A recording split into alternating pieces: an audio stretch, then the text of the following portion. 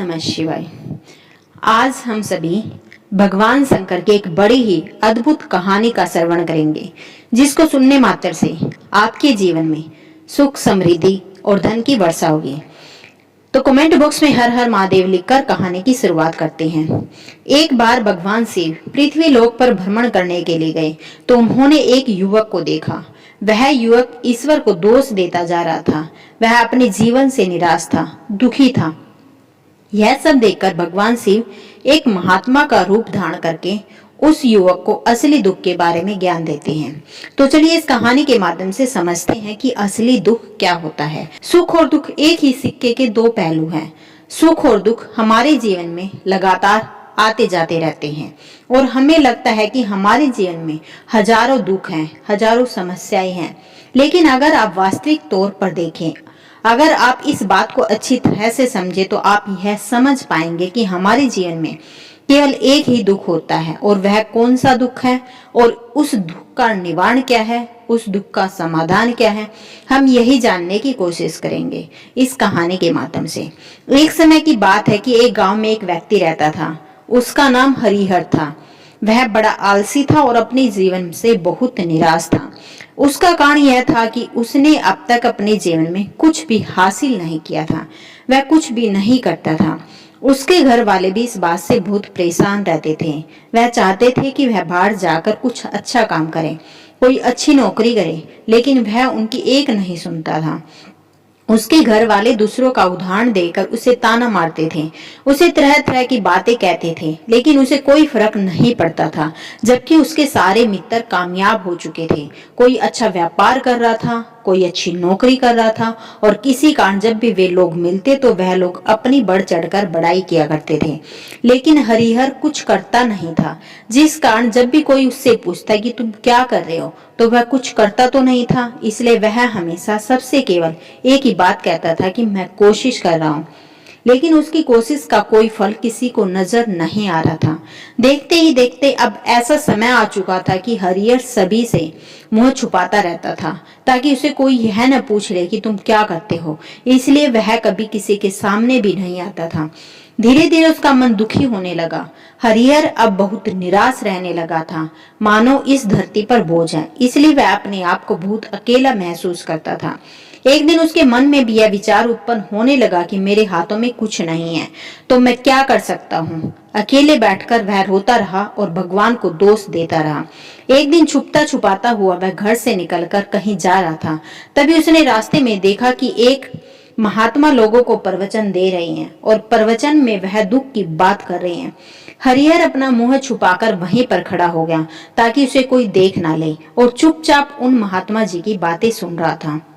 महात्मा जी सभी को प्रवचन में कह रहे थे कि दुख हमारा सबसे बड़ा साथी है। हमें दुख अपने जीवन के बारे में समझाता है और हमें सही जीने का तरीका बताता है। दुख हमारे गुरु की तरह होता है, जिससे हमें सीखना चाहिए। आप चाहे तो अपने जीवन में अपने दुखों को अपना गुरु बना सकते हैं और उससे सीख सकते हैं, या फिर आप चाहे तो अपने दुखों पर बैठकर रो सकते हैं।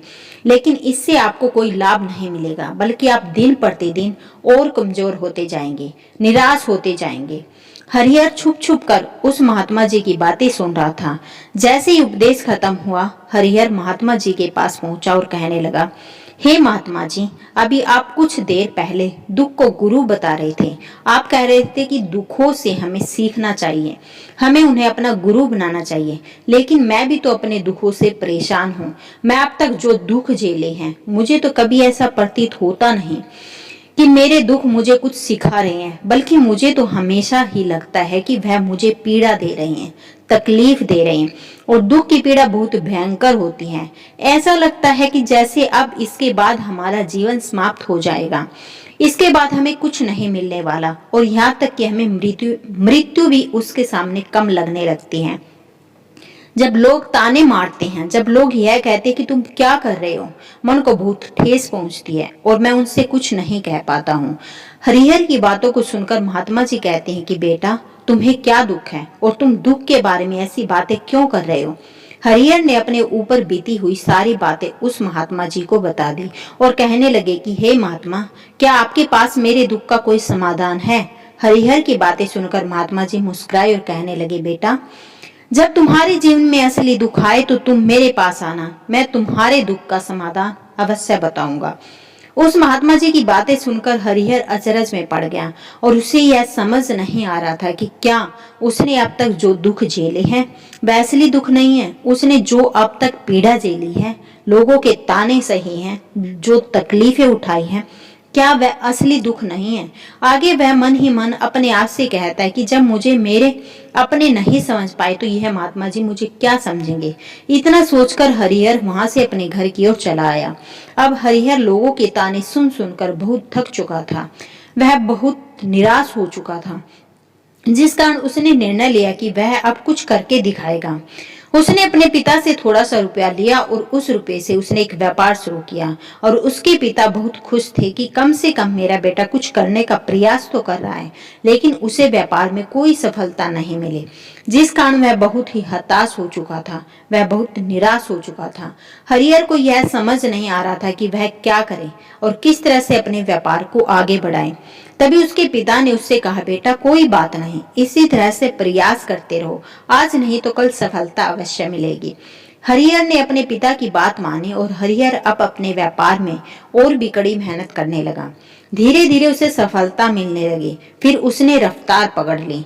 देखते ही देखते केवल 2 साल के अंदर वह एक बहुत बड़ा व्यापारी बन गया। अब उसके पास धन दौलत की कोई कमी नहीं थी। जो लोग हरिहर को पहले नापसंद किया करते थे, वही लोग अब उसे पसंद करते थे, उसकी चिंता करते थे, उसके कार्यों की सराहना करते थे।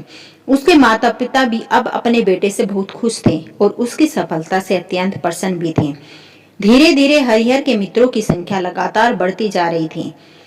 हरिहर के कुछ मित्रों ने उसे यह भी सलाह दी कि उसे अपना व्यापार और तेजी से बढ़ाना चाहिए और उसे अपने व्यापार को और फैलाना चाहिए। जब तुम आज केवल इस नगर के सबसे बड़े व्यापारी हो तो तुम इतना खुश हो, तुम्हारे साथ बहुत सारे लोग हैं। वहीं पर तुम सोचो कि जब तुम इस राज्य के सबसे बड़े व्यापारी बन जाओगे, तब तुम्हारे यहाँ पर लोगों की भीड़ लग जाएगी और लोग तुमसे मिलने के लिए समय निकालेंगे। यहाँ तक कि इस राज्य का राजा भी तुमसे मिलना चाहेगा, तुम्हारी तारीफ करेगा और कभी ऐसी जरूरत पड़ी तो वह तुमसे धन भी उधार लेने के लिए अवश्य आएगा। हरिहर को अपने दोस्तों की यह बात बहुत पसंद आई। हरिहर ने सोचा कि मेरे मित्र सही कह रहे हैं, मुझे अपने व्यापार को और बड़ा करना चाहिए और फैलाना चाहिए, तभी तो हर कोई अब मेरे बारे में जान सकेगा, हर कोई मुझे पहचान सकेगा। उसने बिना देरी किए समय को बिना गवाए अपने व्यापार में और मेहनत करने लगा, लेकिन अब की बार उसके मन में धैर्य नहीं था, जिस कारण उसने कुछ अनुचित कदम उठाए ताकि उसका व्यापार जल्दी से जल्दी और बड़ा हो जाए। और उसने कई लोगों से अधिक मात्रा में धन उधार ले लिया, जिससे उसके ऊपर काफी कर्ज बढ़ चुका था। और इतना ही नहीं, वह यहाँ पर नहीं रुका, उसने अधिक से अधिक मुनाफा कमाने के चक्कर में अपने माल की गुणवत्ता को भी खराब कर दिया, जिससे अब उसके माल में वह बात नहीं रही जो पहले हुआ करती थी। लेकिन अब वह अपने मित्रों की बात सुनता रहा। जैसा उसके मित्र कहते वह वैसा ही करता चला जा रहा था। यहाँ तक कि उसने अपने व्यापार को और भी तीव्रता से बढ़ाने के लिए अपने दूसरे छोटे व्यापारियों के खिलाफ षड्यंत्र भी रचना शुरू कर दिया, जिस कारण उसके मन में अब पहले जैसा वह सुकून नहीं था। उसे अब रातों को नींद नहीं आती थी। अब उसके मन में केवल एक ही विचार रहता था कि किस तरह से उसका व्यापार पूरे राज्य में फैल जाए और वह इस राज्य का सबसे बड़ा व्यापारी बन जाए। इसलिए वह दिन रात केवल इसी मेहनत में लगा रहता कि उसका व्यापार जल्दी से जल्दी और बड़ा हो जाए। हरिहर के पास नौकर चाकर सभी सुख सुविधा थी, लेकिन उसके बावजूद भी उन चीजों का लाभ नहीं उठा पा रहा था, क्योंकि उसका पूरा ध्यान केवल अपने व्यापार को और आगे ले जाने में लगा रखा था। एक दिन हरिहर एक मार्ग से होकर गुजर रहा था, तभी रास्ते में हरिहर को महात्मा का आश्रम दिखाई पड़ा।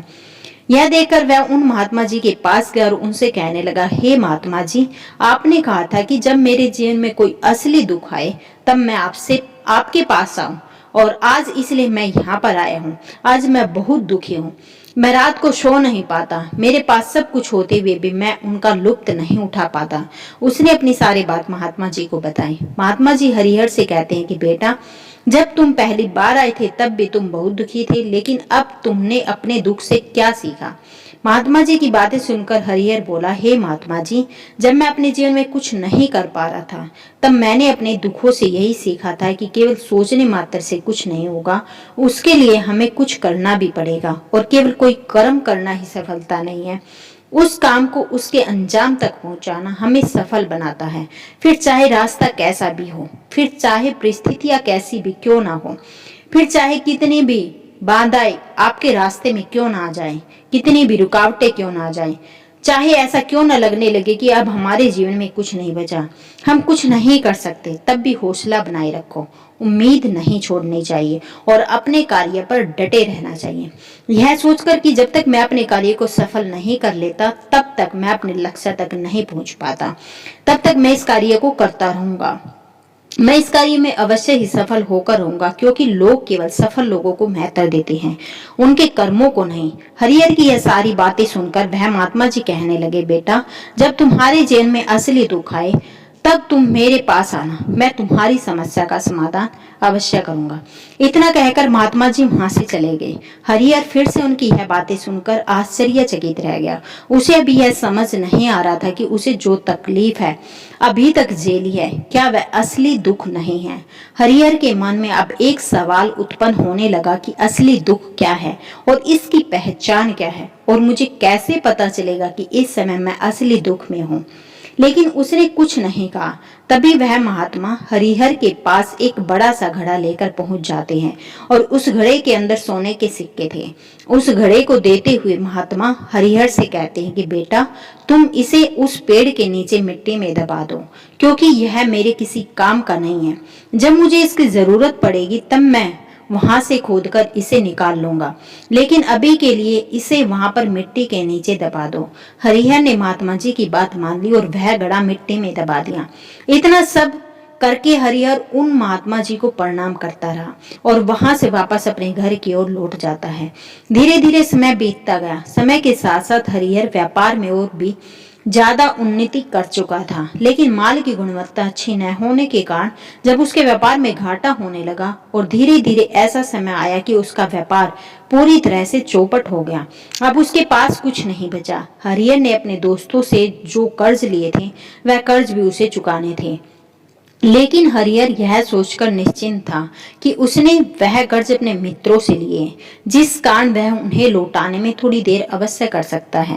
वह तो यह सोच रहा था कि उसके मित्र उसका बुरे समय में साथ देंगे, लेकिन सबसे पहले उसके मित्र ही उससे अपना कर्ज वापस लौटाने की मांग करने लगे। तब हरिहर को एहसास हुआ कि कोई भी अपना नहीं होता। उसके अपने मित्र से उस कर्ज को लौटाने के लिए थोड़ी सी मोहलत मांगी, लेकिन हरिहर के किसी भी मित्र ने उस कर्ज को लौटाने के लिए मोहलत नहीं दी, बल्कि वे लोग उसे जान से मारने की धमकी देने लगे। अपने मित्रों के मुंह से यह सब सुनकर हरिहर बहुत ही आश्चर्यचकित रह गया। वह जो कुछ सोच रहा था उसके साथ सब कुछ उल्टा हो रहा था। व्यापार के चलते उसके बहुत मित्र और शुभचिंतक बने थे, पर वे सब उससे दूर जाने लगे थे। हर कोई उससे पीछा छुड़ाना चाहता था, कोई भी उसका साथ नहीं देना चाहता था। धीरे धीरे उसकी सारी संपत्ति नीलाम हो गई। अब उसके पास कुछ नहीं बचा था।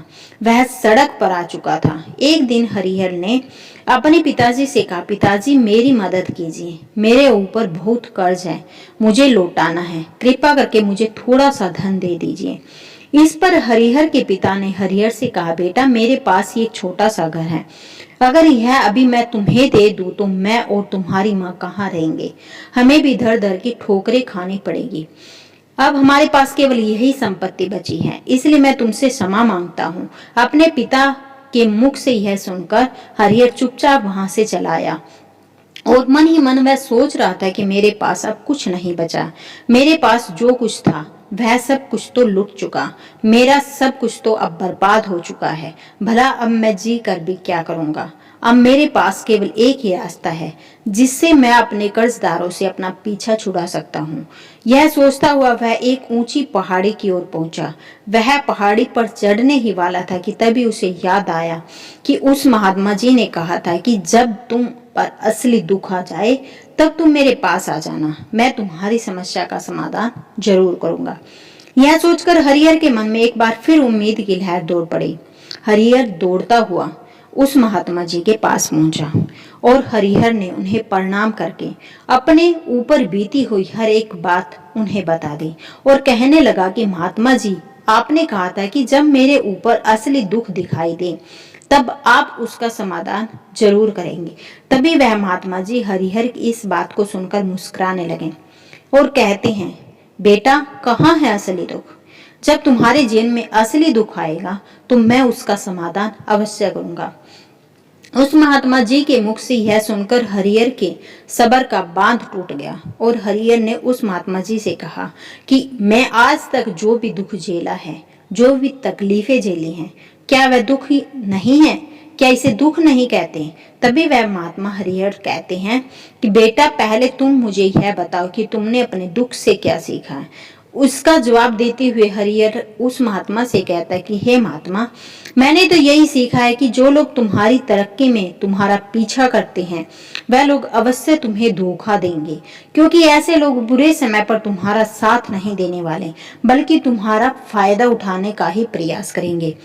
इसलिए ऐसे लोगों पर भरोसा ना करें, बल्कि जो लोग तुम्हारी असफलता के समय पर, तुम्हारे बुरे समय पर तुम्हारे साथ खड़े हैं, वही तुम्हारा असली मित्र है और वही तुम्हारे साथ रहते हैं।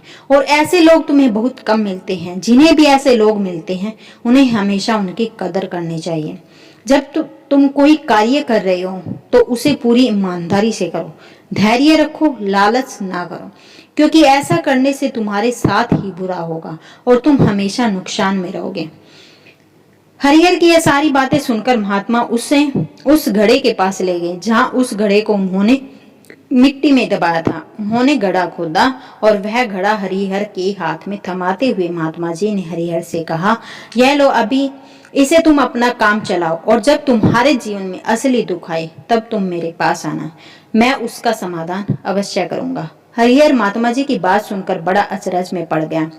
उसे यह समझ नहीं आ रहा था कि आखिर यह असली दुख होता क्या है, लेकिन उसने अपने हाथों में पड़े उस घड़े को देखा जिसके अंदर सोने के सिक्के थे। यह देखकर उसे मन ही मन यह लगा कि चलो, अब तो थोड़ी सी राहत अवश्य हो जाएगी। मैं अपने मित्रों का वह कर्ज लौटा सकूंगा और एक नया व्यापार भी फिर से आरंभ कर सकूंगा। यही सोचते हुए हरिहर ने उस साधु महात्मा को प्रणाम किया और उनका धन्यवाद किया और वहां से चला गया। हरिहर ने उन सोने के सिक्कों से सभी का कर्ज लौटा दिया और अपने लिए एक बार फिर से नया व्यापार शुरू किया। व्यापार छोटा था, लेकिन अब की बार हरिहर बहुत खुश था।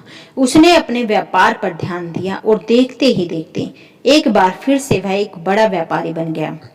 लेकिन अब की बार वह बहुत खुश था, क्योंकि इस बार उसने कोई लालच नहीं किया था और किसी के लिए षड्यंत्र नहीं रचा, बल्कि उसने पूरी ईमानदारी और मेहनत के साथ अपने व्यापार पर काम किया। लेकिन जैसे जैसे आप धनी होते जाते हैं, जैसे जैसे आप अमीर बनते जाते हैं, आपके मन में एक डर और उत्पन्न होने लगता है और वह डर है अपनी दौलत को ना खोने का, जिस कारण आप लोग दान पूर्ण करना शुरू कर देते हैं, लोगों की मदद करते हैं ताकि आपके जीवन में कभी कोई दुख ना आए। लेकिन यह जीवन सुख और दुख का संगम है, जिस कारण हर किसी को सुख और दुख से होकर गुजरना ही पड़ता है। इसी वजह से एक बार फिर से हरिहर के जीवन में एक और दुख का आगमन हुआ। अब की बार उसके माता और पिता दोनों की मृत्यु हो गई। हरिहर अपने माता पिता से बहुत प्रेम करता था, इसलिए उसके मन को बहुत गहरा आघात पहुंचा। अब आखिरी बार वह उन्हें देख रहा था। उसके मन में हजारों सवाल उत्पन्न होने लगे। उसने सोचा कि जिस संपत्ति के लिए वह हमेशा लड़ते झगड़ते रहते थे, आज उसकी देखभाल के लिए कोई नहीं था। उसके माता पिता ने जो भी मेहनत की, जो भी अपने जीवन में इकट्ठा किया, सब यही रह गया। लेकिन अब सब कुछ खत्म हो चुका था।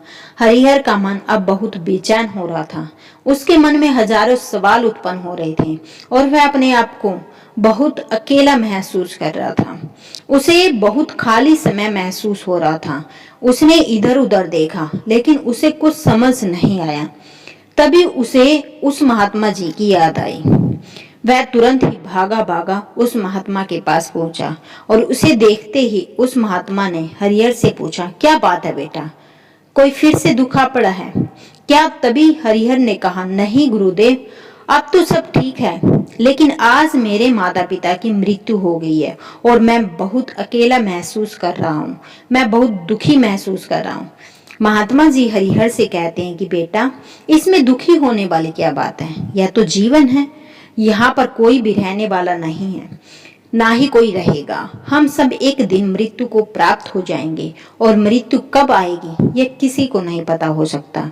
कि तुम्हारी मृत्यु कल ही हो जाए, मैं तो अभी जवान हूँ और मुझे तो अभी अपनी पूरी उम्र जीना है, मैं तो कुछ करना चाहता हूँ, और आप कह रहे हैं कि मैं कभी भी मृत्यु को प्राप्त हो सकता हूँ। मृत्यु कभी किसी की उम्र देखकर नहीं आती और ना ही किसी को बताकर आती है। सारी बातें सुनकर हरिहर और भी ज्यादा बेचैन हो गया और वह चुपचाप वहां से चला आया। उसके मन का यह खालीपन अभी वैसे ही था। हरिहर अपने आप को बहुत अकेला महसूस कर रहा था। उसके बाद से उसका मन अपने व्यापार में भी नहीं लग रहा था। जब भी वह कोई कार्य करने लगता तो उसके मन में बहुत सारे प्रश्न उठते हैं। लगता कि वह क्या कर रहा है, क्यों कर रहा है और उसने इस कार्य को क्यों किया। उसके मन में अब एक और प्रश्न उत्पन्न होने लगा था कि क्या हम यहाँ पर केवल इसलिए आते हैं कि इस जीवन को भोगें और एक दिन मृत्यु को प्राप्त हो जाएं। जीवन का असली मतलब क्या है? उसने कई विद्वानों से पूछा, अपनी तरफ से जो मुमकिन हो सकता था खोजबीन की, लेकिन उसे कोई संतुष्ट पूर्वक जवाब नहीं मिला। और जब उसे कोई जवाब नहीं मिला तो उसका दुख और भी बढ़ गया, जिस कारण उसके मन की बेचैनी और भी बढ़ चुकी थी और उसे यह समझ नहीं आ रहा था कि वह क्या करे, कहाँ जाए, किससे पूछे। तभी उसे फिर से उस महात्मा जी की याद आई। हरिहर फिर से उस महात्मा जी के पास पहुंचा और उसने अपने मन की सारी बातें उस महात्मा जी को बताई। महात्मा जी हरिहर से कहते हैं कि बेटा, आज पहली बार तुम्हारे जीवन में असली दुख उत्पन्न हुआ है, जिसे हम दुख कह सकते हैं, जो दुख कहलाने लायक है, कि हमें पता ही नहीं कि हम क्या कर रहे हैं, कहाँ जा रहे हैं, क्यों जा रहे हैं, वह कौन है, क्या है, क्यों है, हम क्या करना चाहते हैं। तभी हरिहर उस महात्मा से कहता है कि हे महात्मा जी, आप मेरे इस दुख का निवारण कीजिए। महात्मा जी हरिहर से कहते हैं कि हम सब के अंदर क्रोध, लालच, लोभ जैसी कई वासनाएं हमारे अंदर घर करके बैठी, जिस कारण हम अपने जीवन को टुकड़ों में जीते हैं और हमारी चेतना कभी एक नहीं हो पाती। हम कभी एक जगह सोच नहीं पाते, समझ नहीं पाते और हमारी ऊर्जा शक्ति भी पूरी तरह छिन्न भिन्न हो जाती है। और आजकल के इस दौर में हमारे पास तो इतना भी समय नहीं है कि हम एक पल निकाल करके, एक पल के लिए मुड़कर अपने आप को देख सकें, अपने आप को समझ सके कि वास्तविकता में हर कोई यहाँ पर अपने जीवन भर केवल दुख सुख कहकर चिल्लाता रहता है। उसका समाधान निकालने का हर मुमकिन प्रयास करता है, लेकिन जिसे हम दुख समझते हैं वह तो दुख है ही नहीं, तो इसका समाधान आपको कहाँ से मिलेगा। यह तो परिस्थितियां हैं जिसके कारण हम अपने आप को दुखी समझते हैं, अपने आप को तकलीफ में समझते हैं। जैसे ही हम एक परिस्थिति से निकलते हैं, हम किसी दूसरी परिस्थिति में फंस जाते हैं। जिस प्रकार पहली समस्या का सामना करते हैं, उसी प्रकार हम दूसरी समस्या का भी सामना करते जा रहे हैं। जब हम इन परिस्थितियों से हार मान लेते हैं, जब हमें लगता है कि अब हमारे सामने कोई रास्ता नहीं बचा, तब हमारे सामने हमें केवल एक ही रास्ता नजर आता है और वह है मृत्यु। मृत्यु, लेकिन यह कोई समाधान नहीं है, यह कोई रास्ता नहीं है। इसलिए यदि आप सचमुच अपनी समस्याओं का समाधान चाहते हैं तो अपने आप को इकट्ठा करना सीखें, अपनी ऊर्जा को इकट्ठा कीजिए और अपने ऊपर ध्यान लगाकर मृत्यु से पहले अपने आप को पहचानो, अपने आप को जानो, अपने आप को बिखरने मत दो। तभी हरिहर उस महात्मा जी से कहता है कि हे गुरुदेव, क्या फिर हमें इस जीवन को नहीं जीना चाहिए? क्या हमें अपनी इच्छाओं को पूरा नहीं करना चाहिए?